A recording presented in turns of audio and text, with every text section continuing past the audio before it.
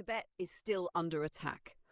On 5th of November 2025, in Kashi village, Kham, Tibetans stood up to protect their land from Chinese gold mining. The response was not dialogue, it was repression. Homes were raided at night. Around 80 Tibetans were arrested. 7 have disappeared. Phones were seized, the township was sealed off. Silence was enforced at gunpoint. In detention, people were starved, beaten, and denied sleep.